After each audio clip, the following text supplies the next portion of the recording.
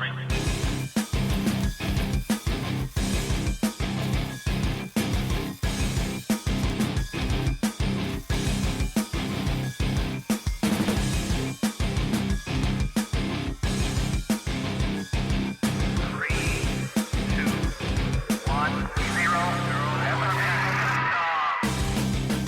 Hello and welcome to Cutting to the Bone in the Post-Truth Apocalypse. I'm Ben and today I'm hanging out with Mike. Hello. And Claire. Hey.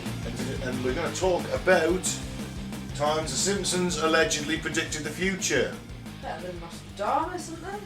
You know what? Yeah, they are.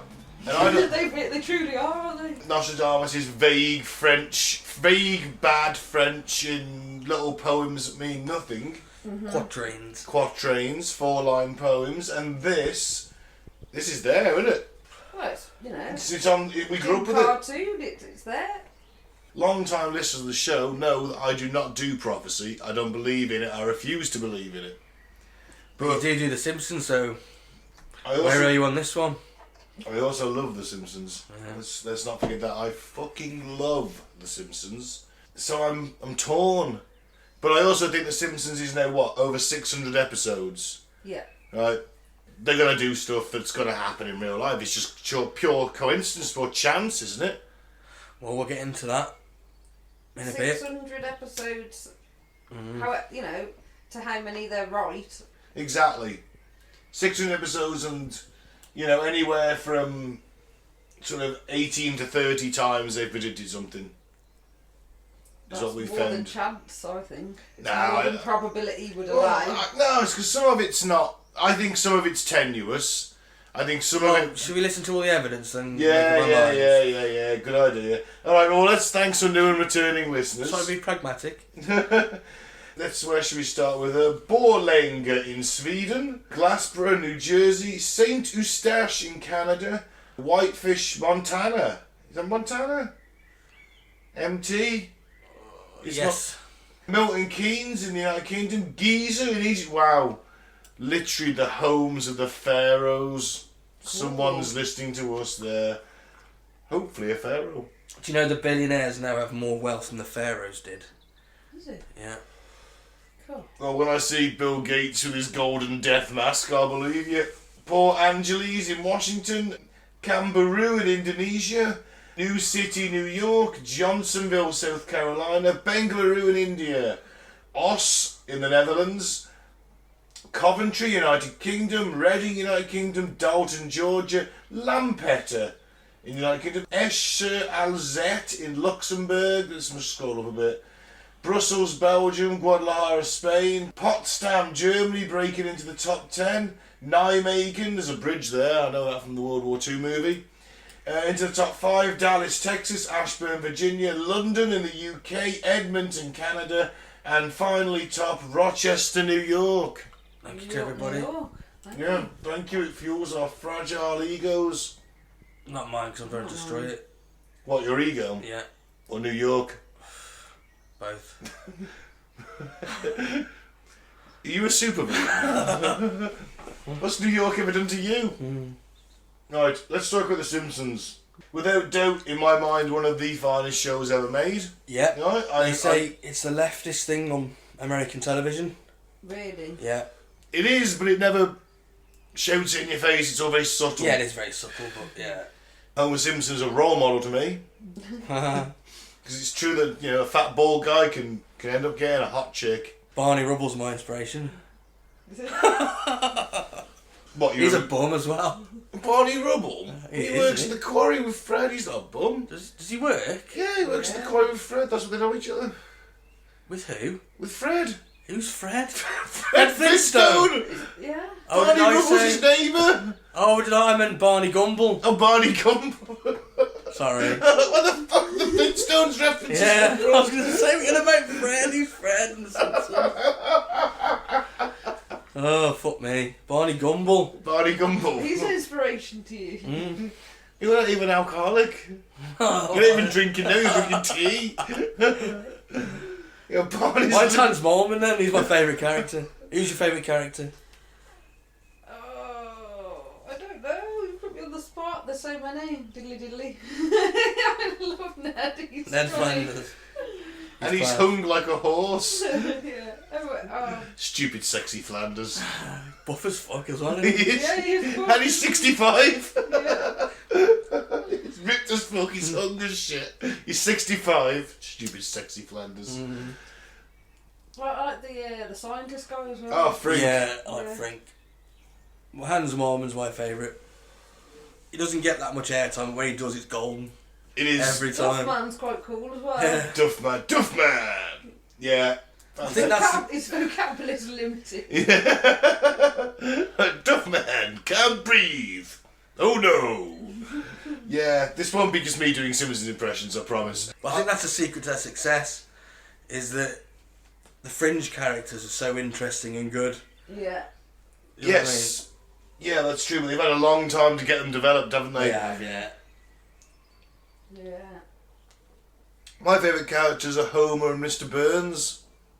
I do like Mr. Burns. Homer's always good for a laugh, because he's just stupid. And I like him with the slapstick. And Mr. Burns is just daft as fuck, I love it. My least favourite is Mo. He just makes me feel a bit depressed. I like all of the Christmas episodes. Mo's always got his head in the oven. Anyway, let's look at some of these predictions. September the 11th, start with a biggie. Ooh. Predicted in 1997 in the city of New York versus Homer Simpson, which is a classic episode. A moment alludes to the 9/11 attacks on the World Trade Center. There's a frame where the brochure that says New York at $9 a day, and behind the 9 are the two towers, twin towers. It looks like 9/11. And it is a bit bizarre. Just a bit. Yeah. This is the best one. Yeah. Do you? Yeah. I just think chances are there was probably like a brochure that back when Matt Groening was writing it, like $9 bus trips to New York, and what you put in the New York skyline to make it instantly. I can't believe it's a coincidence. To make it instantly sort of oh, that's New York. It's the Twin Towers or the Empire State or the Statue of Liberty, and maybe there was like 3 or 4 adverts in real life, and he just picked the Twin Towers for that one.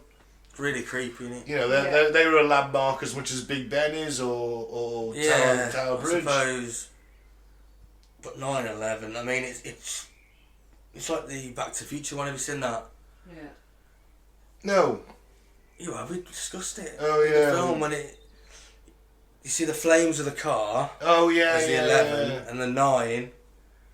It's Yeah. just there, right in the centre of the screen. 9/11. Or 911. Go back and listen to that episode, listener. Another alternate possibility for this is that in 1997, New York was a crime-infested shithole. Because Giuliani cleared it up, didn't he? Mhm. And it could be 911, as in that's the number you'll need to call if you go to New York, because you're probably going to get mugged. No, that's probably a better explanation. Yeah. Maybe, and they use the two towers because it's part of the skyscape of New York. Maybe that's. I'm just saying it's freaky because obviously the fact that 9/11 is also 911, which is help me. That's what you call when you need help. It's almost like it was some kind of a cult ritual. The whole thing. Reading that book still. We'll be doing that episode, won't we? Yes, this year. The 20th anniversary. Yeah, that'll be coming up. Okay, Mike, do you want to take the next one? Yeah, Disney acquires 21st Century Fox. Predicted 1998, happened 2017. This is a good one. Probably always going to happen though. Really? Disney,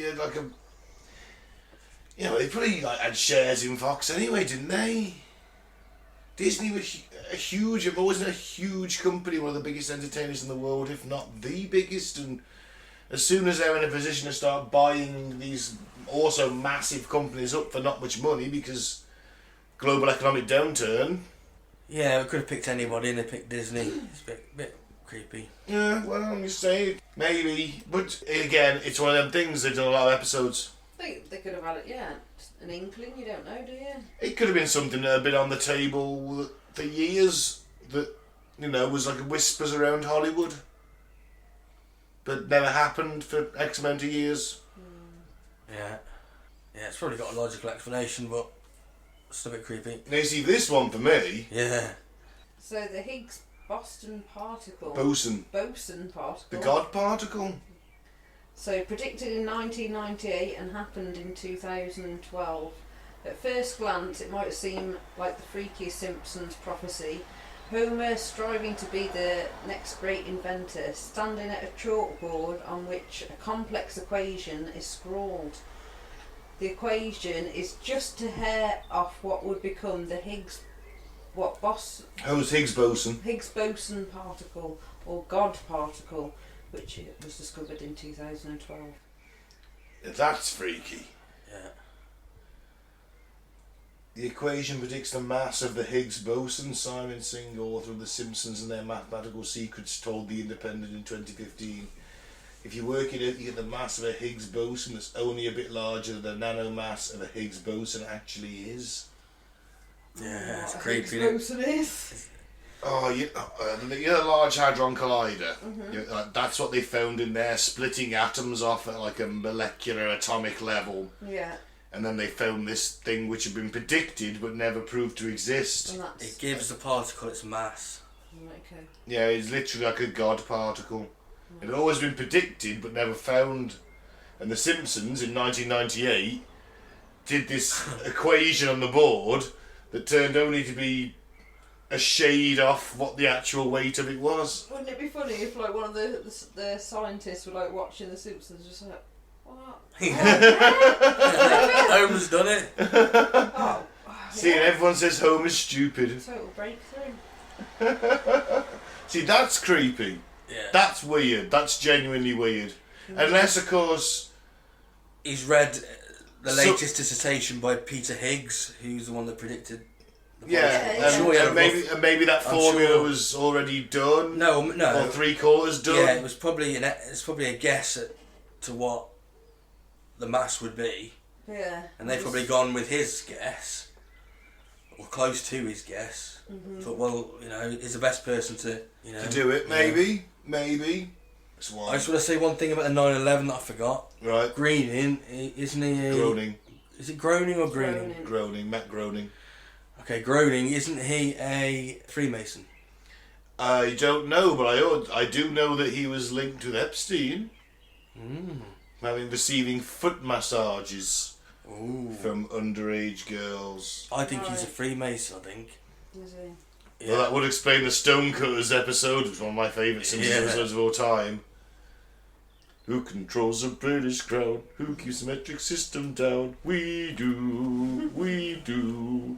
Fantastic. It was. He's one of my favourite ones. Absolutely. We did some live research. Live research. I apologise for any background noise you hear, listener, but it is bloody warm and we've got to have a window open.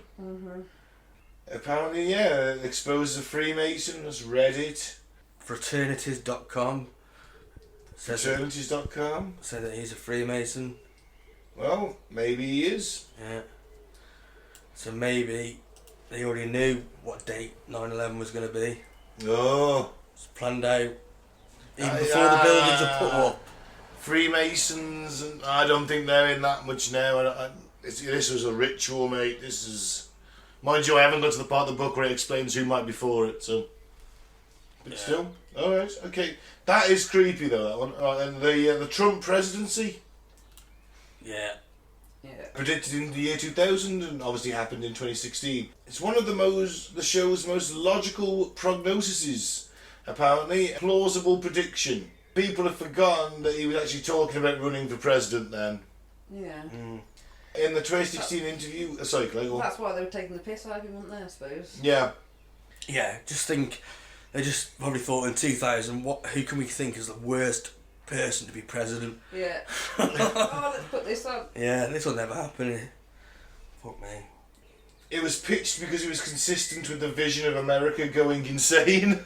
That was from a writer on The Simpsons whose joke was intended as a warning. It was quoting, that just seemed like the logical last stop before hitting bottom.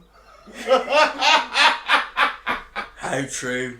Yeah, they knocked the nail on the head, didn't they? Oof. Just a bit. And Lisa literally says, we've inherited quite the budget crunch from President Trump. Yeah. The creepiest thing for me is they show him going down the elevator, and just as he's going down, someone drops a sign on the show behind the glass. Yeah. And if you watch the real life one, it does the same. I think that someone set that up. Personally. Doesn't look that way. Looks like it's an accident. Then she leans down. And I think she just leaves it, to be fair, but she drops it and starts waving. I think it's set up. I think it's hey, I saw this on The Simpsons, I'm going to do it. Yeah.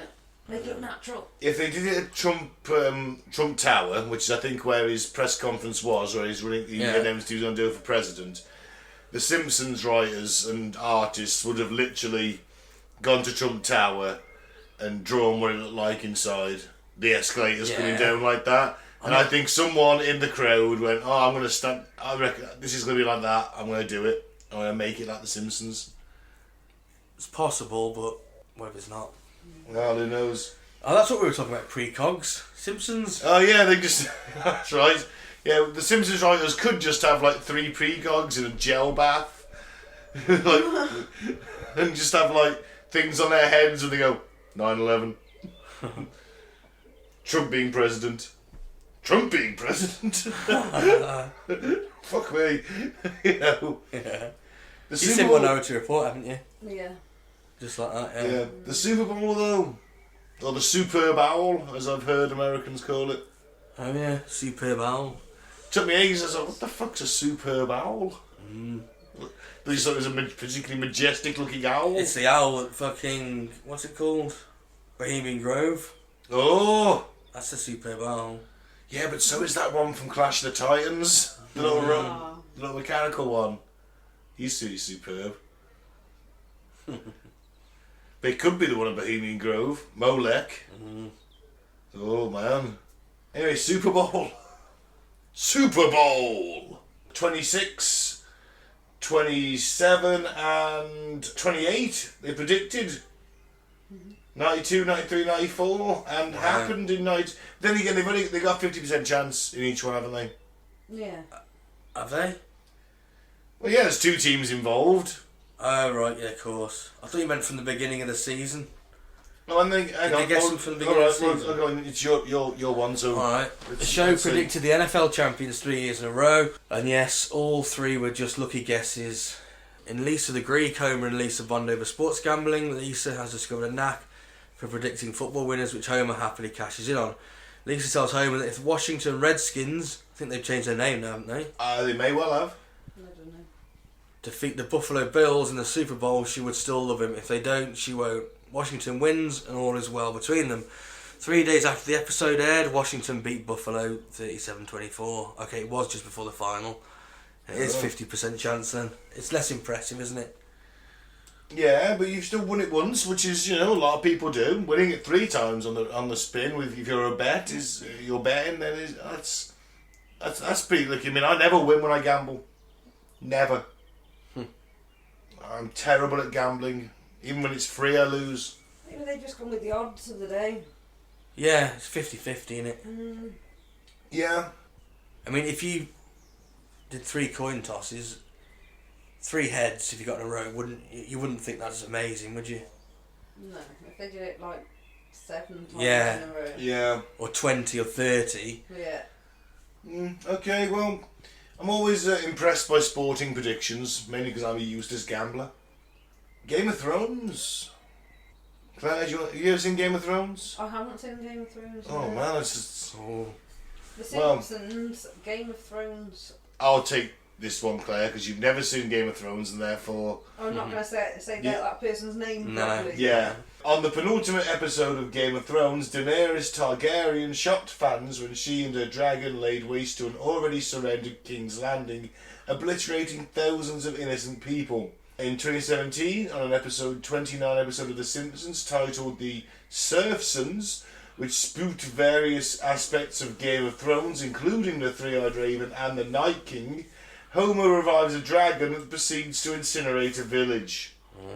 Yeah, it totally pissed me off. I love Game of Thrones season 1 to 7. Well, certainly 1 to 4. 1 to I think. 5. I think 5 was actually the weakest season. Oh, come on, it's got the best episode though. Hard Home. Yeah, that's my favourite episode. Yeah, that is a good episode. Claire, hang on. Yes, but I think it's dross up to that point. I think the last 3 episodes of season 5 are great, but up to that point it's dross. Well, anyway, it was pretty decent up to 8. We can agree on that. Yeah, And then it just went off a cliff. Its peak was certainly 1 to 4. Yeah. I would go with. I think season 7, which was the last one, 8. 7 has some good moments. Yeah. But then 8 it's just rushed. That was the point. It's just rushed. That's what it was. They needed a season to set it up, and I couldn't see most of that fucking battle between the living and the dead. Spoilers. I couldn't see most of it. It's like I had to sit there with the lights off and the brightness on my TV maxed. Yeah, me too. I shouldn't have to do that. Mental. Never. And the burning of King's Landing. Yeah. That just pissed me off. But I can see how they would try and cash in on a Game of Thrones thing. This is 2017. Game of Thrones is on. Yeah. They try and cash in on that, and hey, let's have the dragon burn the town down. Yeah. Everyone was watching it, wasn't it? Yeah. Well, yeah. When it started, we used to have so much hype at work, and when you watched it yet? No, I was saving it for tonight, man. So it's because if you're on days on Monday, it was on late. You could stay up and watch the next one at 2:00 on Tuesday morning, or record it and wait till you got in from work. So you're like, oh no spoilers, man. Someone will always stay up to watch it. So Lady Gaga's Super Bowl halftime show in season 23, episode 22. Ooh. Yeah, Lady Gaga performed for the town of Springfield, hanging in midair. 5 years later, she flew off the Houston NRG Stadium roof in real life to perform a Super Bowl halftime show. Well, it wasn't difficult to guess that Lady Gaga might perform a halftime show. Especially the biggest stage. The famous pop singer. They always have the one that's quite big at the time. Yeah. They're very... The biggest stage in America is a Super Bowl, you'd argue. Halftime show in America, the biggest stage in America at the time. Everyone's watching the Super Bowl. You can hear Chester meowing. I don't know where he is, or he's turning meow. And there's cats fighting outside. Yeah, that one's not too, That one's not too much, hard is to it? predict. No. I suppose the way she did it, maybe, but they always have acrobatic issues. And maybe the guy who was writing the choreography was aware of this theory, because that was quite a recent one, and this theory's been about for a bit, and thought, you know what, I'm going to have a fly in on high wires dressed like that just to fuck with people. Oh yeah. Oh, let's do it like Simpsons did See, the Simpsons did it. And of course the famous line from South Park, Simpsons did it. When Butters is he's trying to do a maniacal plot when he's in his Professor Chaos persona, the supervillain persona he's got with the tinfoil hat, tinfoil helmet, and there's an assistant, and he's like, "No, we're gonna block out the sun. Simpsons did it. Okay, gonna create a tidal wave. Simpsons did it. And everything is Simpsons did it. The Simpsons have done everything. There is 600 episodes, over 600 episodes." Makes you wonder how they keep on thinking of new shit to do, innit? I think that's why the quality has dropped. Me and Mike are actually going through The Simpsons when we've had a few. Yeah, we've gone all the way from season 2. It's easy watching, isn't it? It is. And funny. Yeah. I don't even know what season we're on now. I think 20. Yeah, and they do say that the peak is something like 2 to 12 is the best, and then it goes downhill. I have noticed a bit of a drop off, but I still enjoy the characters, and I know what... You know what I mean? Saw some really good episodes, There but there's is. a lot more average, I think. Yes, I think that's the best way to describe it. Yeah. Mike, you're the science officer. Would you like to read this one? Nobel Prize winner, season 22, episode 1. MIT professor Bengt Holmstrom won the Nobel Prize in Economics in 2016, 6 years after he was bet on to win the Nobel Prize in The Simpsons. I think that's where they got Wormstrom from. No. Holmstrom's name appears on a betting scorecard on Martin, Lisa, Database and Milhouse bet on Nobel Prize winners. Well, he must have been known for his work. There's only so many, I imagine, for a Nobel Prize in economics. Yeah. So just a lucky guess. How many did they get wrong? You know what I mean? Well, that's it. Yeah. Isn't the Nobel Prize a little bit more like, you know, when the Queen sort of hands like the OBEs and that? Like, if you've just done quite a lot in that area, you know, they just pick one thing and go, yeah, this is really good, and then just give you a prize. Isn't it sort of like? Yeah, if you're like a leader in your field. Yeah. If you write a paper which changes something significant. Yeah, then I guess that's what, I don't know. I'm not an economist, thank God. It's fucking horrible. But then you got like the Nobel Peace Prize, which is ludicrous. I mean, Obama won the Nobel Peace Prize, and then he went and drone strike loads of people. Yeah. You know, Trump was up for the Nobel Peace Prize even because of the North Korea thing. Oh, in all fairness, Trump didn't actually start any wars. I was going to say, the most peacetime during Trump's... He was, to be fair. I mean, you got North Korea to pack it in. I don't know, did he drop more bombs than Obama, I think, didn't he? I don't know in that. I'll have to look, but Obama loved a strike. Oh. They pulled out of Afghanistan and Iraq under Trump. Yeah. No, not really, they just shifted. Well, they still pulled troops, out. and now they've got private contractors. Shifted them. Most of them are like 90% honest, like private contractors out there now. So we now have private armies guarding the oil fields, basically. And all those guys are US Army soldiers that never get paid more in like 3 months, and they did in a year. They're classed as henchmen now. They are, yeah. Technically, they're hired muscle. Mercenaries, aren't they? Mercenaries, private security contractors is their official name. But yeah, they're mercenaries. But they're unaccountable to the state. To the US people. I mean, if they commit war crimes, soldiers and generals out there, they've got to become accountable back to Congress for that. But these guys you'd like to don't. think so. Well, it should. That's how it should happen. That's why they're contracting it out, isn't it? Yeah, of course. They're still accountable. It's just that the soldiers under them then have got pretty less legal protection, And what? because they're just a private contractor. Sorry. Be dispensable as well, you know. Oh yeah, it's like What gets more headlines? They're disposable. US soldier dead, or a contractor dead. Private contractor. Exactly. No, the soldier gets more headlines. Of course, he's a private contractor is the name. Yeah, it's the soldier gets more headlines, isn't it? Yeah. It's just they don't want the bad press saying US soldiers are dead. That tally's 20 years now the war's been going on. That tally keeps going up.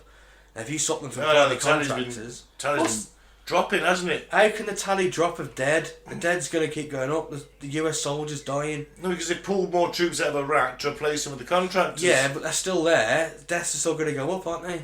They're not going up. Who was They're taking the down. contractor jobs? I mean, in total, Oh, right, okay, yeah. every year the death toll goes up. Yeah, okay, I got you, yeah.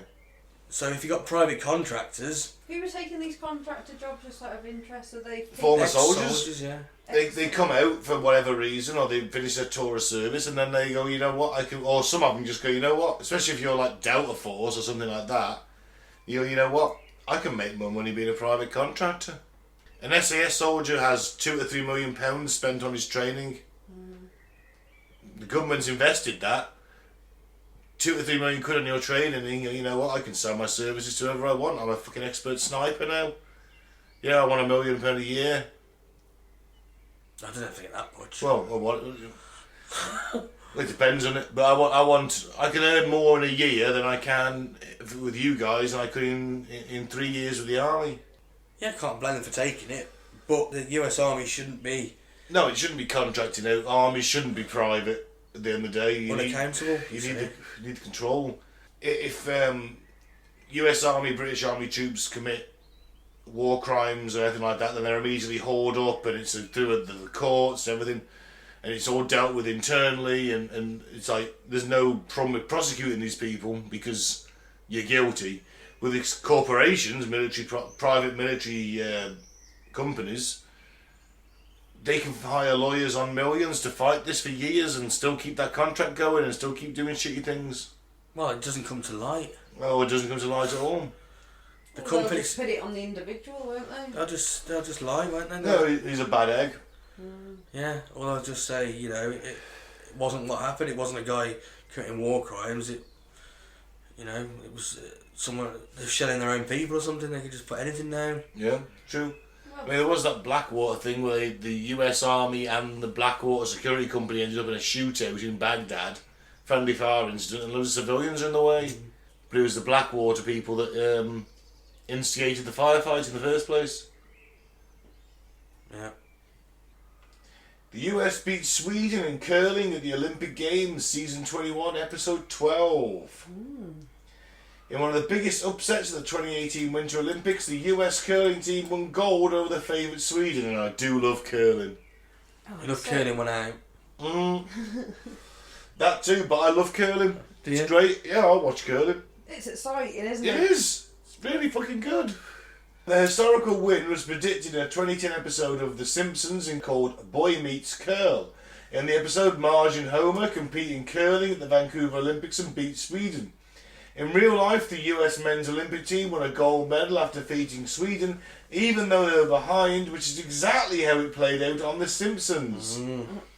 The victory is the second curling medal ever for the United States, not including Marge and Homer's, of course. But no, curling, fucking love curling. What do you think about this then? It's interesting. Probably going to happen. You know, they're going to put Marge and Homer in to win the curling, and who are they going to play for? They're going to play for Team USA, aren't they? Yeah. They're going to play for GB or Sweden or. Well, you know Canada. curling. I don't know. I'm not an expert. Oh, okay, I thought you. He said it wasn't early, didn't Did he? a second I really ago. love curling. He's even said it twice. I do. I love the sport, but I don't like look at the players and teams and that. He's like, anyone from like Scandinavia, yeah, they should be good at this. Who are they playing? Zimbabwe? Yeah, they'll be shit. Well, I don't know if they're the biggest teams in it. Likely to be in the final, probably. Basically, Sweden the favourites. Team GB has won it before. Isn't Scotland quite good at it as well? Yeah, they come under Team GB. Do they? Me and Mr. T have a shared love of curling. I tweeted him we tweeted as we was watching the final a few years ago now. Well, he liked one of my tweets and replied to his. It's Mr. T. So yeah, all right, okay, maybe. I mean, it's probably something that's gonna happen, but you know, they called it. If it's on The Simpsons, they're always going to give like them, you know, the happily ever after because you know it's a feel good family show, isn't it? So, Yeah, I mean, like Homer's not gonna not win a gold medal, is he? No. That's why I love Grimy. Yeah, Frank Grimes. What do you mean you've been into space? Hasn't everyone? Yeah. I'm going to grab these cables because I'm Homer Simpson. I love that episode. That's one of the best Simpsons episodes. Yeah. Grimy. Homer's Nemesis, I believe it's called. Faulty voting machines. Mike, this one sounds like it's you. Season 20, episode 4. In 2008, The Simpsons showed Homer trying to vote for Barack Obama in the US general election, but a faulty machine changed his vote. 4 years later, a voting machine in Pennsylvania had to be removed after it kept changing people's votes for Barack Obama to ones for his Republican rival Mitt Romney. Why do they have voting machines? They can be tampered with. Yeah. It's been proven. It can be hacked. Yeah. They can be, in this case, this actually happened. So what it was is one of them, the touchscreen on it was calibrated wrong. So they were pressing Obama, and because it was so badly calibrated, it was voting for Romney. It was almost putting the X in the wrong things. So it's like, do you wish to confirm or no, I don't. So then you've got to kind of judge where. Probably have to vote for the Greens below him to get. To get the one you want. Yeah, it happened. Yeah. I don't agree with voting machines, and as the last US election shows, you know, they can be called into question, and I don't like the idea of my elections being questioned. They were actually used again. on the Yeah, last still used now. election. In fact, if there's more of them, Yeah. Really? and these things are Wi-Fi compatible, Yeah. and they can be hacked, and And the results can be changed. So why do they have to do all this counting and stuff? If you know, I thought they were all paper votes. to match up to a signature or something. Put an X on a piece of paper and put it in a tin box. Yeah. Just do it that way. America's democracy is a joke, man, I tell you.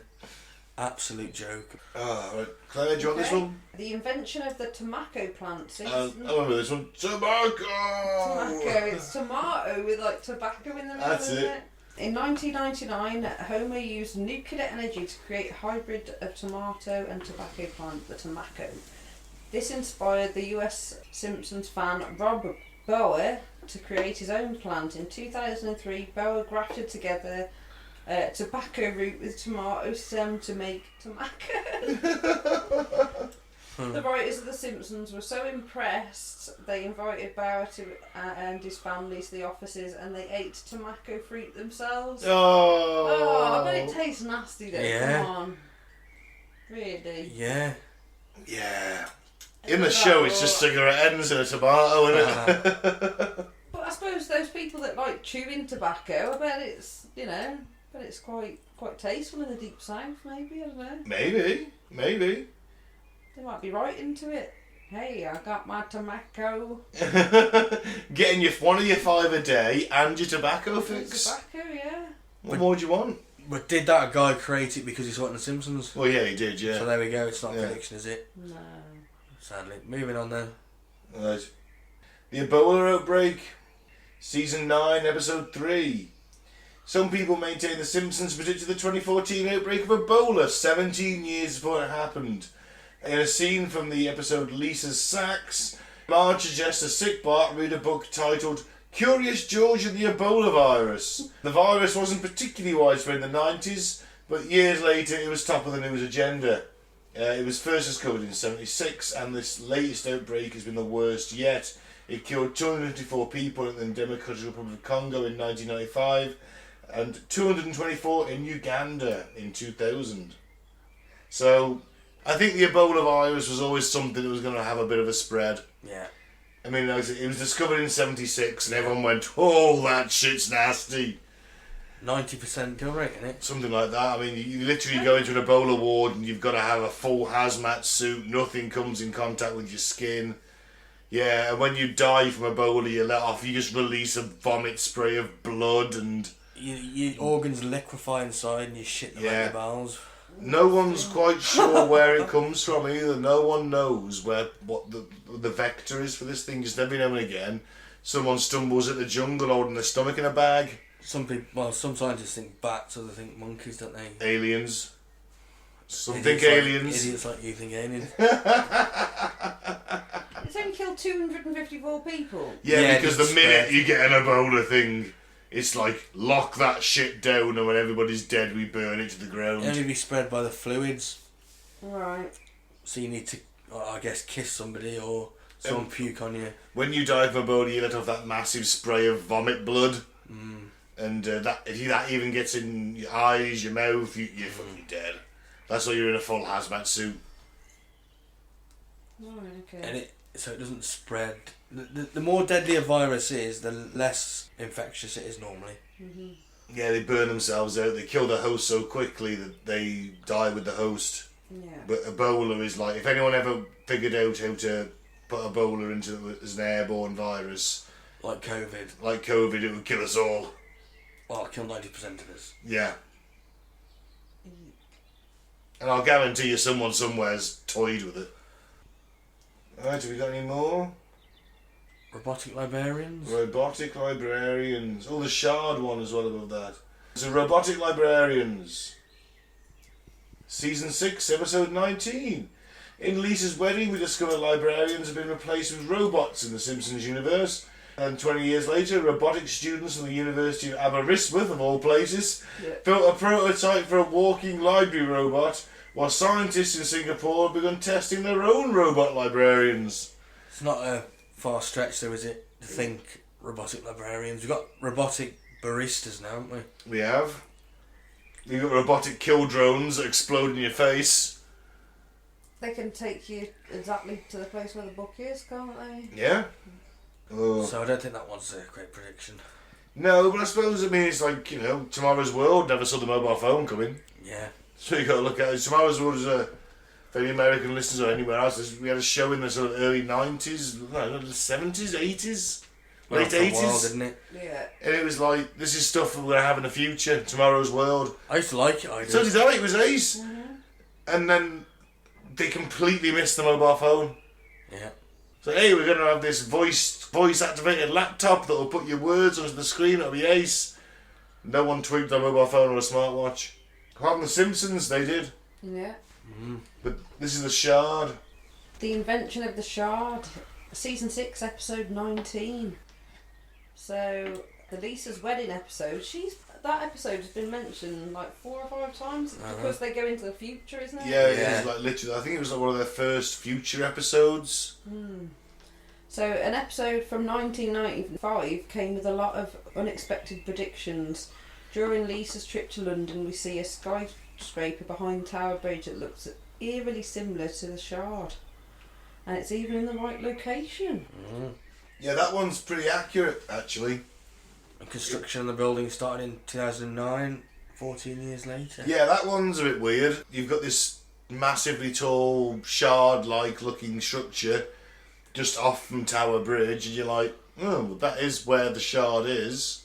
Also, but let's look at architecture, modern architecture of the time. There was a lot of these sort of, shiny buildings, tall buildings going up, and but London is limited for the new buildings, I suppose, the iconic ones. So London's it could have happened, couldn't it? It's an architectural mongrel, London, but I still love it. It's like I love London. I love London. Mike? No, London. it's too many people. London. Too many people. I Too love many just the people. buildings and everything. It's just all this wonderful mix of the old and the new. And Last time I went to London, I didn't bump into a Cockney at all. no, mate. On the corner. And I like hanging out and doing little dances. Yeah. And I always make an effort to go to like the little sort of backstreet pubs as well. Do you? Yeah, I do. Yeah, I always I go off the beaten Like the track. Queen, he's looking for the Queen Vic. I was in one called there was the Blue Eyed Maid. It was just down from. Sounds like the Blue Oyster Club. It was along the route to the back from the Imperial War Museum. I'd been on Sunday morning, and I called in this Blue Eyed Maid. I watched the football in there. Was it Shank or Be Shanked? It was to get a stool, yeah. Was there That's any why I killed Cockneys 4 in men. there? Was there any Cockneys in there? No, there was a lot. Actually, it was Chelsea Tottenham that day, so there was a few Londoners in there. Yeah, there was a few proper Londoners in there then to watch the game. They're rare. They're a real rare breed. I think we should get David Attenborough on it. You could have that rare. You could have hookah pipes in there and everything. Could you? Yeah, they hired them out. Maybe I was just in an opium den. Soho. No, it wasn't Soho. I wasn't that far from Tower Bridge, but it was down one of the less streets well travelled. Because that's what I like to do. Believe it or not, I've travelled all the streets on the Monopoly board as a thing for charity when I was 14 years old. Some of them are not very nice. No, I'd imagine that Old Kent Road doesn't strike me as being very nice. It was just a back alley. It was nothing really. You were just like, why is this even on the Monopoly board? You wouldn't want to own that then, would you? No. No. Oh, fuck that, that's why I never buy them. Alright, smartwatches. Season 6, episode 19. The Simpsons introduced the idea of a watch you could use as a phone in an episode aired in 1995, nearly 20 years before the Apple Watch was released. Yeah, but Dick Tracy was doing that, wasn't he? Yeah, I'm sure the Jetsons had it. Yeah. In the episode, it's Lisa's wedding episode again, and he folds out his little watch into a little phone. So it's not quite, I've got my Apple Watch, I can use this as a phone if I want to, if I can take a call on it. But my phone's got to be somewhere near me, because it's piggybacking off the signal. So it's not a, yeah, okay, but it's been done, hasn't it? Well, Not impressive, that one. if they thought of the DeLorean for the Back to the Future, that's, it's not impressive. Well, this is the horse meat scandal. Claire, do you have the horse meat scandal? Yeah, we've all let up some horse meat, haven't Yeah. we? Never cared. Season 5, episode 19. It's meant to be horse meat, a little bit more lean than, and quite good for you, in comparison to your pork and your beef, to be fair. So. Yeah, it's In 1994, Luchandi Doris. Lunch lady. Luchandi. Legendi.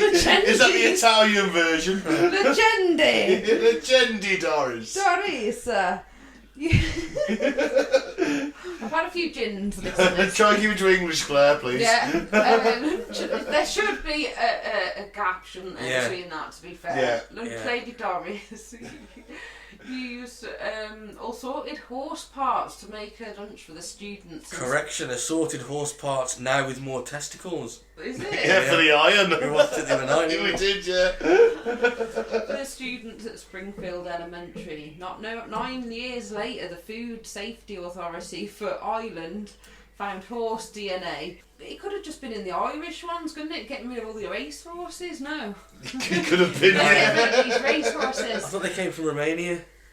Romania? Yeah, where they eat horses. Oh, is it? I don't know, I'm just Yeah, I think making that's it up as I go along, to be fair. yeah, I think it was Eastern Europe. It's the story of my life. I had horse meat in Austria. I ordered a steak. Correct, my German wasn't as good as I thought it was. I ordered a horse steak by accident. Horse cock steak. It wasn't a horse cock steak. It was the rump of a horse. And I was like, wait, that doesn't say beef, that says horse. Tastes exactly the same, couldn't tell the difference. Cool. We probably had rat burger, to be fair. Oh god, yeah. Oh, King Kebab in Wolverhampton. Yeah. Yeah, that wasn't beef. It wasn't pork. It wasn't lamb. It's Alsatian. It probably was. Alsatian or lower. I think it was only in the Finders ones. Findus were... I used to eat them, yeah. Finders beef lasagnas. Do you think Asda had the same supplier? Oh, they all had the same supplier, didn't they? Do you think? Yeah, the Tesco Smart Price stuff was in there too. Some Tesco stuff was in there, like their own brand stuff. Yeah, they all use the same supplier. Yeah. So this is why people go to Aldi, because it's the same stuff, it's just cheaper in a different box. Yeah. Yeah. Oh, this one, Siegfried and Roy Tiger Attack. Season 5, episode 10. The Simpsons parody entertainers Siegfried and Roy in a 1993 episode called Springfield, or How I Learned to Stop Worrying and Love Legalised Gambling, which is a pun on the Dr. Strangelove movie, How I Learned to Stop Worrying and Love the Bomb. We did an episode on it. We did. Check it out. During the episode, the magicians are viciously mauled by a trained white tiger while performing in a casino. In 2003, Roy Horn of Siegfried and Roy was attacked during a live performance by Montecore, one of their white tigers. He lived, but sustained severe injuries in the attack. Probably always going to happen if you use it. He was asking for it, wasn't Yeah, he? he was. After years of abusing that tiger to perform... Oh, no, let's not say abusing. They probably treat that tiger very well. But it would rather be a tiger and not a performing animal, wouldn't it? Yeah. It'd be like, whether it was born in captivity or not, I bet it's still thinking, I wish I was in the jungle. Or wherever it is white tigers hang out. It's like In the snow. I wish I was in the snow. Yeah. I wish I didn't have to ride this little bike. If any cat owner that's had cats knows how unpredictable cats can be, and in a split second they can just go from tame to savage, can't they? Yeah. No, it's okay. Belly, next thing you know, it's like... it's okay Scratching when your they're wrist. a foot long, Yeah. but it fucking hurts. Yeah. Got fucking razor blades on their fucking end of their paws. Yeah. Now you got multiply that by, I don't know, 10. Yeah. The tigers can be 10 feet long, can't they? I don't think this particular one was, but let's say multiply that by 5. It's a 5 foot long white tiger. Yeah. Which looks, alright, looks cool as fuck. But it's fed up of riding that little trike. And it's going to slash you across the face with its razor sharp claws, which are more like fucking human fingers. I think it's a case of playing with matches, isn't it? It is. Yeah, it's a Steve Irwin, isn't it? You know, It is. Stick your thumb That is. up a crocodile's arse one too many times. Yeah. You try and stick your thumb up a stingray's arse. He's a bit grampy. I mean, R.I.P. Steve Irwin, R.I.P.D. to you, we do my love sir. you. But, you know, you pissed off a lot of animals. It was always going to happen. Yeah. Yeah. You know, the same with Siegfried and Roy. But they got it right. And that could have been proven right He's in... lived to tell the tale, hasn't he? That's it. But that could have been proven right 6 months after the episode or 30 years after the episode, couldn't it? It's like Tiger King, isn't he? Tiger King. Did you watch all that? I did. I did. Mm-hmm. It was mental. The Censorship of Michelangelo's David, Season 2, Episode 9. An episode from 1990 titled Itchy and Scratchy and Marge showed Springfieldians protesting against Michelangelo's statue of David being exhibited in the local museum, calling the artwork obscene for its nudity. The satire of censorship came true in July 2016 when Russian campaigners voted on whether to clothe a copy of the Renaissance statue that had been set up in central St. Petersburg. Oh, what happened in the end? Did it doff some clothes? I think he did. Did he? Did he? In St. Petersburg. Some skinny jeans. Hugging his man I pieces. think they put like a towel across him, like a carved towel that so fit to the sculpture. I disagree with it. I disagree with Let it. it out. Let it out, Dave. Natural, innit? So natural. You know, at the end of the day, it's called Michelangelo's David. Michelangelo was a notorious homosexual. Of course he's carving statues of naked dudes. And this one just happens to be called David and became a massive hit. And it's just that you're seeing it as the art. That's it. It's like, know, how they've got the figure out, the proportions, that's all you're looking at, isn't it? Yeah. If you're just staring at the cock, shame on you. if you just hit the cock and you're not inclined that way, then you've got some issues that you need to address. Yeah, Some repressed issues. Yeah, look at it as for the art that it is, the human body, the form. That's it. I mean, there's a statue of Hercules in Shrewsbury Quarry Park with his dick out. Has he? Yeah, you just stand there going, nice dong, Hercules. You appreciate it for the fucking thing it is, don't you?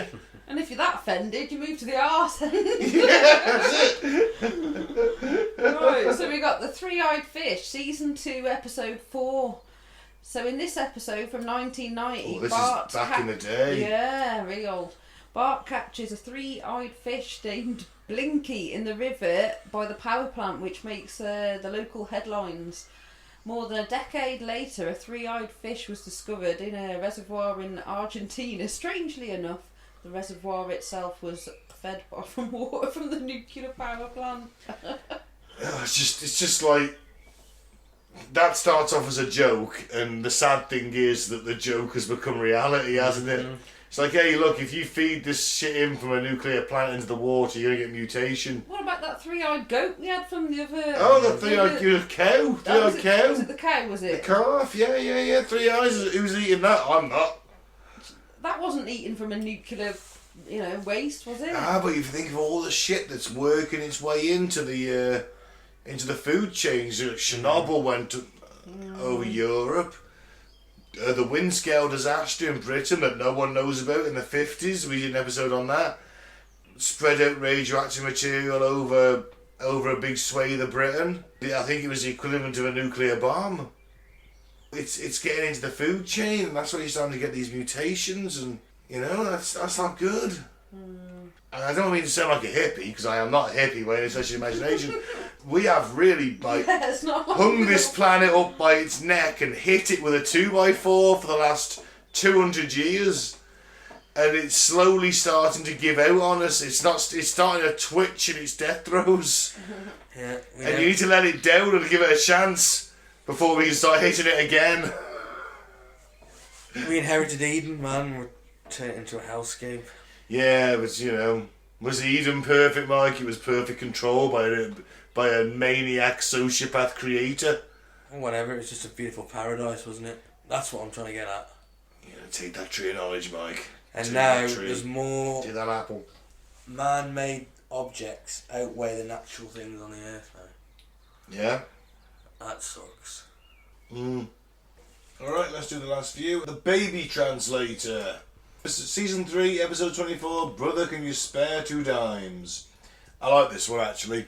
Danny DeVito's plays Homer's brother Herb. Yeah. Half-brother Herb. He invents that car, doesn't he? The car of the future. The Homer, and bankrupts him because he was a successful Detroit Motor City big corporate guy. He's a car manufacturer. He was a multi-millionaire, and then Homer lost all his money. How much does this monstrosity cost? $80,000. I'm ruined. He's got that shitty dome bubble thing with wings on it. The Homer. Oh, I fucking love that. Danny DeVito, so Herb, ascended from poor to prosperous, creating an invention that translates gibberish from infants. Gibberish. You can say gibberish. Can you? Gibberish. It's Gibberish. From infants into full sentences. Years later, the Cry Translator app would come out, which also analyses a baby's cry to translate needs. Again, something that was always going to be done, but at the time, the technology wouldn't have been there. Yeah. So what? There's a cry for. I've had a wee. I've had a poo. Yeah. I require comforting. You know, like, okay. Yeah. I only want to eat shrimp from now on. They all sort of sounded the same to me. My voice. I'm having an existential freak out. Yeah. That sort of thing. Am I real? Am I real? Or is this an illusion? Yeah. Whacking Day. Whacking Day, Season 4, Episode 14.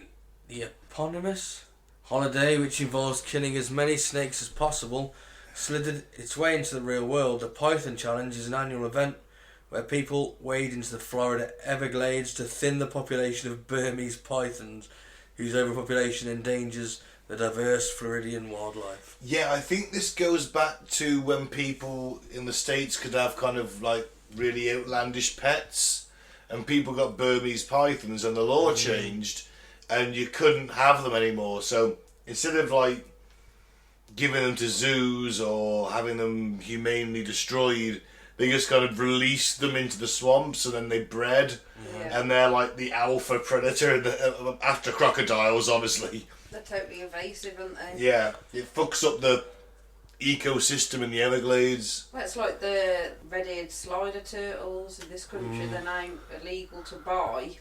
You're allowed to give them to like sanctuaries and stuff, but people were dumping them in ponds. They were eating loads of fish. They were becoming, what's the word?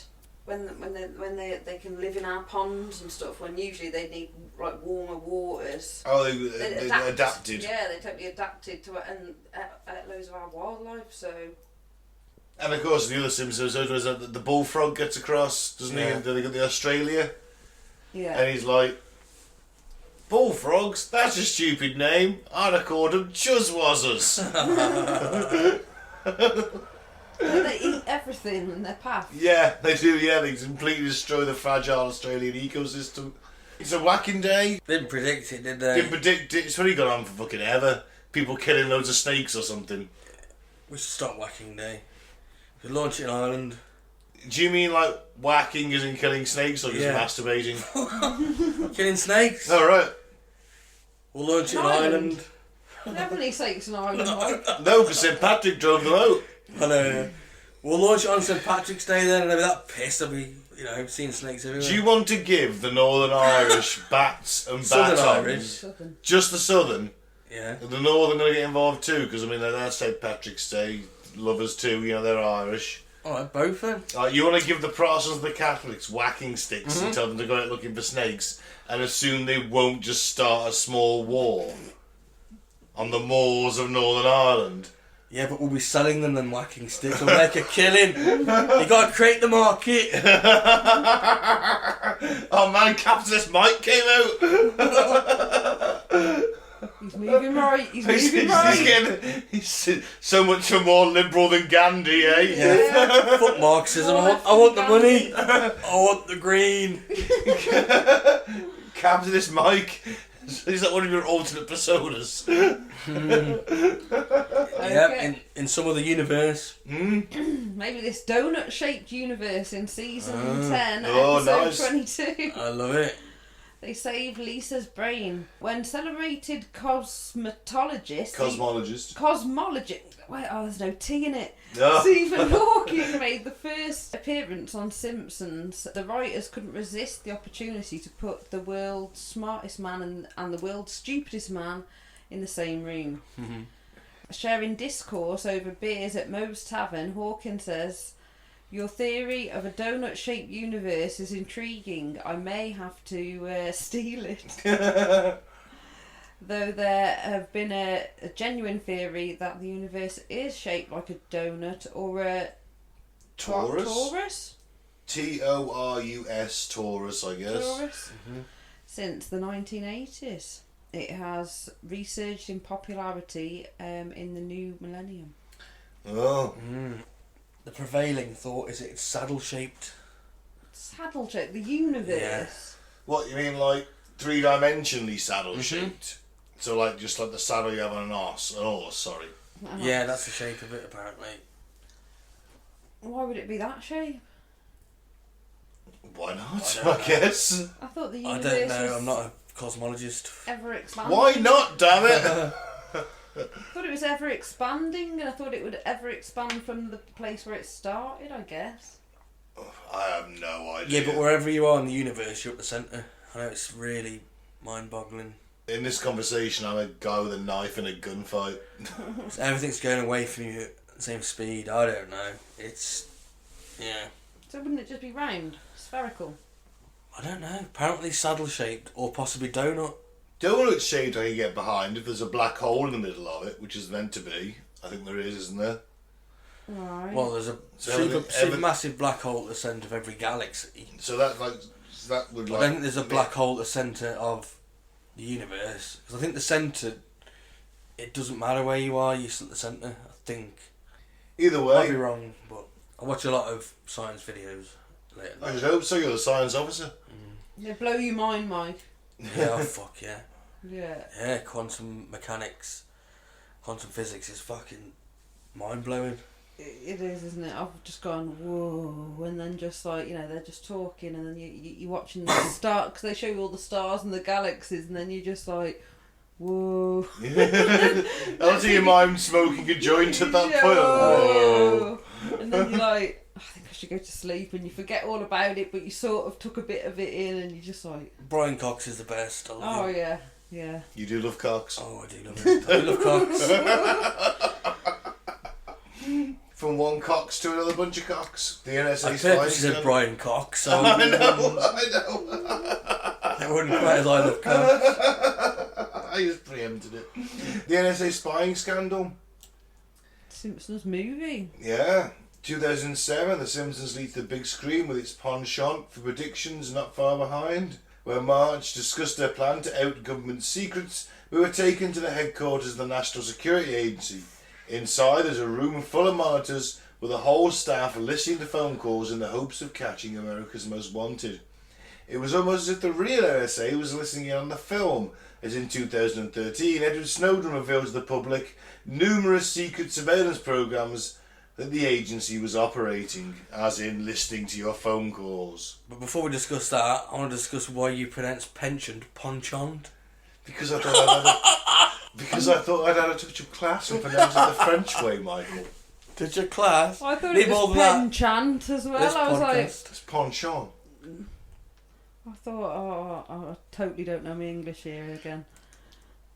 I was pronouncing it the Poncy French way. I was pronouncing it Penchant. the I such a class. I was really impressed and thought... Thank you! And totally thought, oh my god, he's so clever! When he was just being an arse. Yeah, he's just been a snob. Yeah. I don't get to be a snob about many things. I'd be like, you penchant! I don't get to be a snob for many things, but in this scenario I am being a snob. We all know that they're all listening to us Yeah. anyway. Oh don't we? man, know it. this is just right now. We've mentioned NSA and our phones have picked it up and Mine's flashing. There you go. Did I just hear Team A go? What is that? Strike Team A. The windows burst out and we SAS troopers swing in. Oh. That's a nod to the classic series Bottom. It is. I think it's available on Netflix if you're in the UK. Maybe in America too. Bottom, yeah. BBC Classic. definitely. It's on the BBC. I love Bottom. You love I've Cox too. 2007. But was this sort of thing? I always theorised anyway that the NSA were spying on us. Yeah. We all It's knew just it. Snowden that confirmed it. Yeah. As we all became more interconnected with apps and on the web and sharing and things like that. I just think there's so many millions and billions of us, that who's going to be looking... You've really got to stand out to be spied upon. I think That's it's what I'm- just... It's metadata, isn't it? It's metadata, algorithms, stuff you say, trigger words. So, for example, the word bomb. My friend is convinced he had his Xbox account shut down for chatting about, like, you know, and saying bomb quite a lot. Yeah, probably. He couldn't put his own. He knew his password, put it in, and he just couldn't access it. He had to start a whole new account. But he was like, you know, going bam, bam, bam, Al Qaeda, and like, yeah, you know, that will really get you kicked off. Yeah. So algorithms, it scans everything that's sent. Yeah. Whatever you send in, and they're tracking everything you do. I mean, your everything you do on the internet runs through a server which can be tracked and logged, and if certain things they're looking for flash up, then it pings you up. I'm sure he did it just to test the system. Yeah. Probably he's that sort of person. Probably did, but still terrifying nonetheless. So they were kind of right about that, but we kind of all knew that anyway if you're a conspiracy theorist. So I would say that's the end of our Simpsons predictions. I enjoyed it because I always enjoy reminiscing about the Simpsons. Mm-hmm. Some of them, that the Higgs boson one, I'm like, okay, but we also could debunk that by saying, well, this was the theory, and they just, you know, they've got a bunch of well-informed writers who went, okay, let's have Homer do that on the board instead of just some random gibberish. He just read Peter Higgs' latest dissertation or whatever. Yeah, that's it. Paper, and just perhaps and copied it. Well, sort of altered it a little bit, Yeah, chucked an extra couple of symbols on the end. Yeah, because he would have theorised...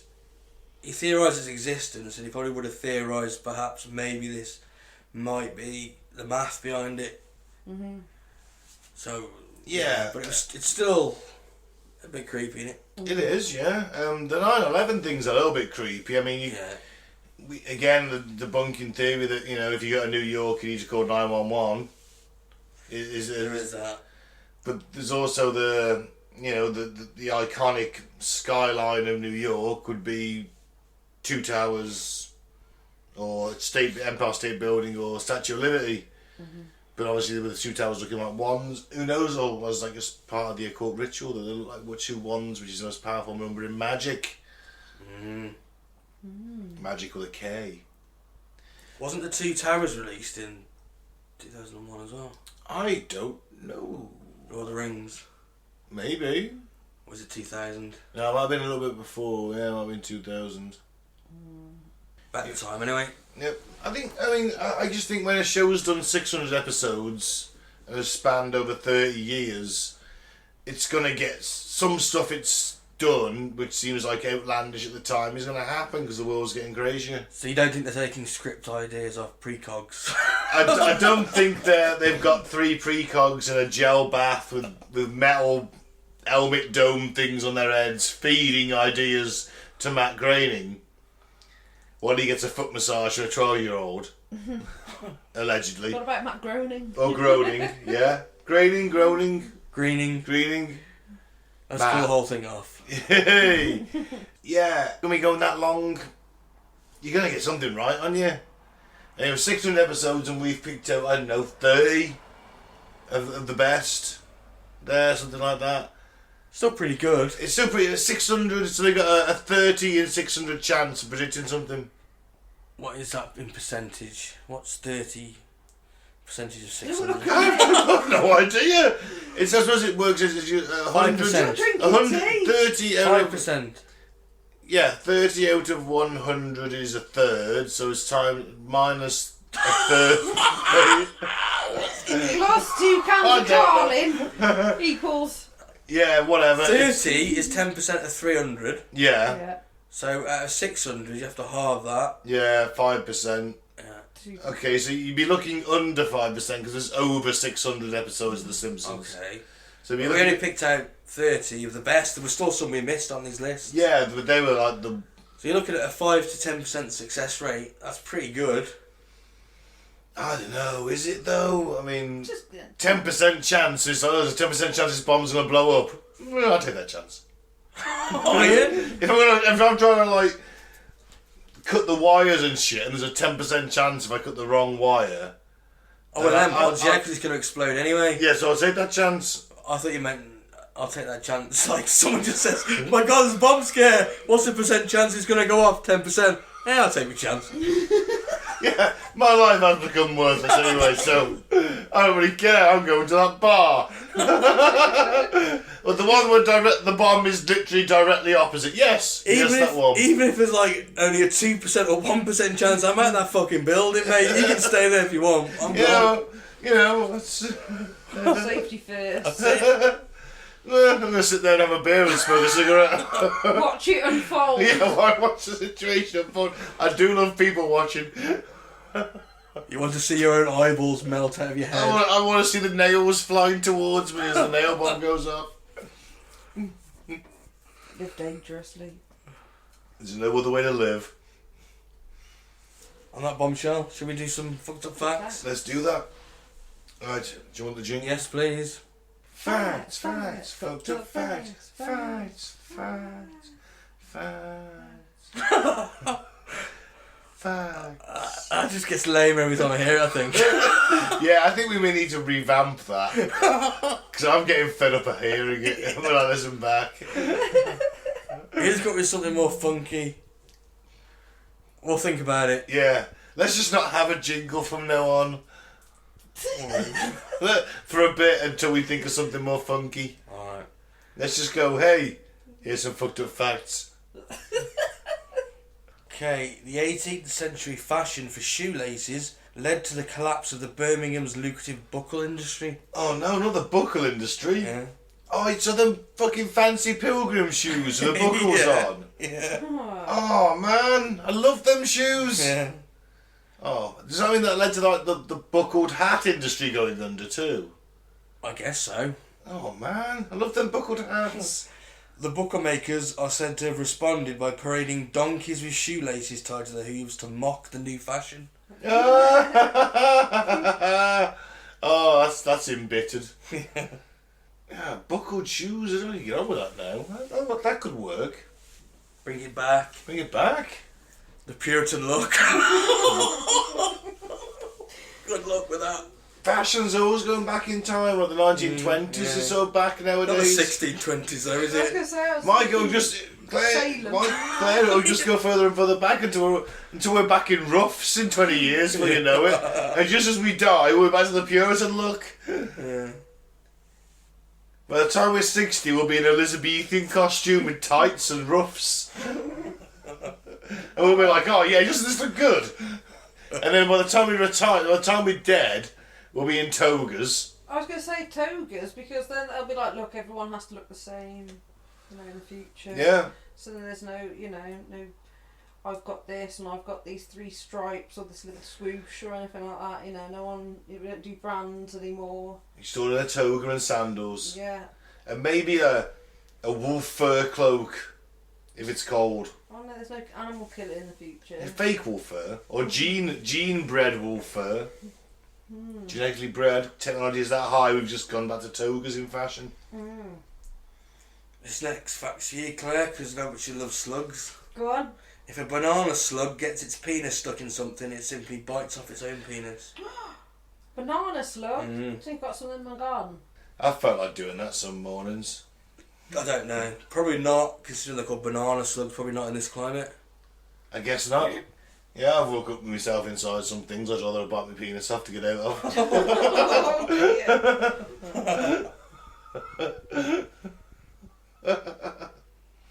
I haven't really. They've all been lovely ladies. Lovely ladies of the night. Not all of them. The switch to daylight savings time increases your risk of a heart attack up to 24% on the Monday after the time change. I can fucking believe it. I never sleep well on a Monday after that. On the Monday after Yeah, that? it goes off on the early hours of Sunday morning, and I never sleep well on the Sunday night. I am always shattered the following Monday morning. What about the one where you get extra time? Oh, that one's alright. Daylight savings when you lose the hour, innit? Yeah. Yeah.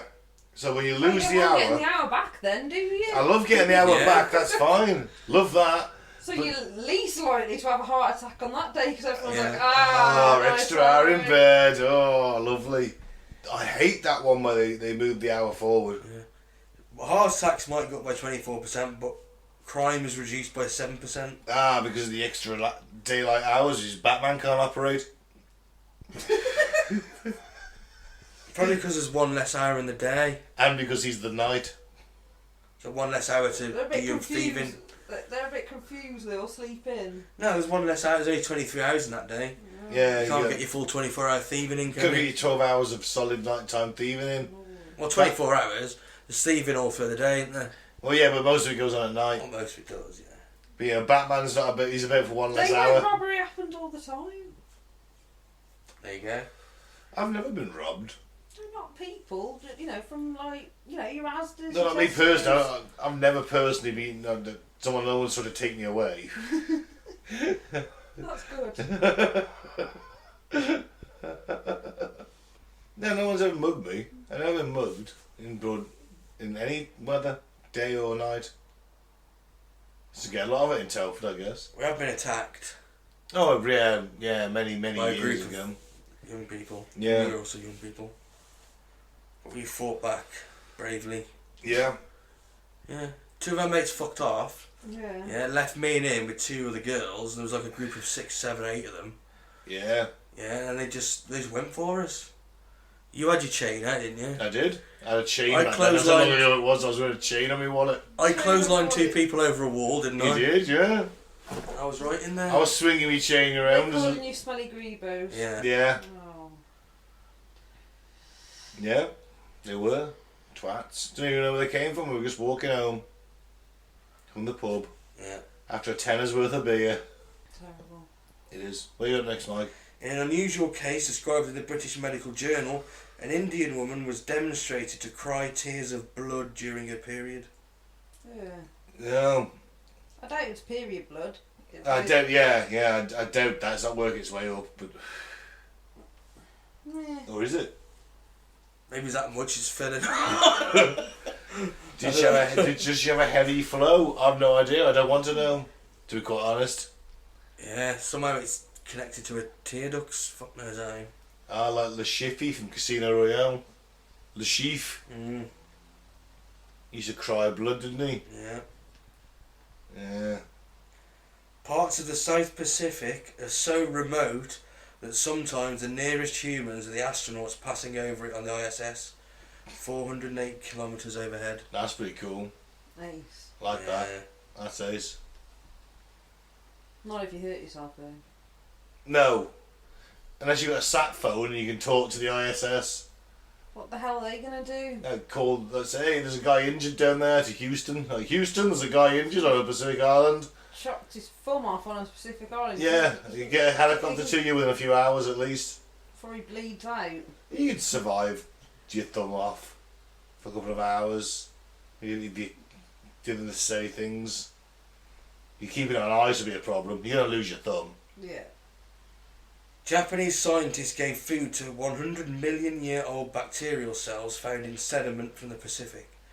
They woke up and within 68 days increased their numbers 10,000 fold. Jesus, don't start giving stuff like that food. That's not going to work, man. Jesus, don't do that. These things will fucking devour us all. What's that in comparison to, like, you know, sort of micro bacteria in this day and age? Are they moving faster? Are they moving slower? Will they take over? They woke up turn and into- bred. I'd say they were pretty They're active. pretty. I don't know. Sprightly.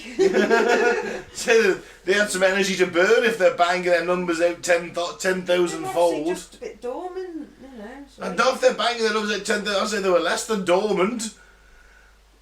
I know you put a bit of water on them. It's amazing though, is it 100 million year old? Oh, don't go feeding shit that old. No, it could be. It could We've be got some no sort of immunity to it. breakthrough. You could find some sort of, you know, alien something. Yeah, but we've got no immunity to it if it ever got out. Maybe that's where COVID came from. Well, maybe that's what killed the aliens that were on the planet before us. Maybe. I like the way you're thinking. You've been hanging around long enough now. You're like, oh yeah, maybe there's an alien civilization on the planet, and those bacteria killed them off. You're like, boom. Oh, it's Welcome to the crew. Prometheus, isn't it? Right. Spiders can hear you talk via vibrations in the hairs on their legs. Oh, fuck those bastards. If you put water droplets on their limbs, they can't listen in on your conversations. Well, you know what? Fuck spiders. Fuck spiders. I actually helped a spider today. My roses are being invaded by some little green flies, so I picked one off and chucked it onto a spider's web. The spider sort of shat itself and ran and leave, and I'm like, what are you doing? Oh, fuck them. I hate them. I hate them. Hate spiders. Fuck them. Do you like Spider-Man though? He's alright. Well, Mexican fans of Spider-Man were so annoyed when Gwen Stacy was killed off in 1973. It means nothing to me. I don't know anyone else. No. She's been killed off a few times, in all fairness. That the carriers of the Spanish translation started their own timeline where she survives. Fair enough. And I'll end on this one. I love this one. The optimum amount of time to work to maximise human happiness. How many days a week do you think? 3. 2. 1. No. Oh, even better. Yeah. I was being optimistic. Yeah. Pessimistic even. 1 day a week, optimum amount of work to maximise human happiness. Well, that'd be That's nice. why everyone's so fucking miserable in this bastard country And world. and world.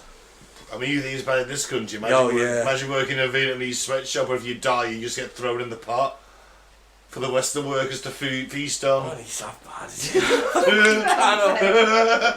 Maybe it is. Maybe it is. I don't know. Documentaries you watching? It's Always Sunny in Philadelphia. Frank's got a Vietnamese sweatshop and he like, oh, someone died. You just threw him in the pot. Oh, on that note, I'm Ben. Thank you very much for listening. Follow us on Facebook, please. Cutting to the Ball in the Post of the Apocalypse. On YouTube, Cutting to the Ball in the PTA. No, Apocalypse Ball. SoundCloud, Cutting to the Ball in the Post of the Apocalypse. The PTA. PTA. I'll get it right. You're too pissed. Just sign off. Sign off, Don't do man. the favour aid. Don't join a cult. And you can hear the rain behind me. Hello, yeah, come before the storm moves in. I want to... Oh man, I'm signing out to a storm, it's Ace. Yeah. Ace, thank you. I've been Mike. Thanks for listening. Peace out. May the force be with you. I've been Claire, keep an open mind, but not so open that it spills out your ears, guys.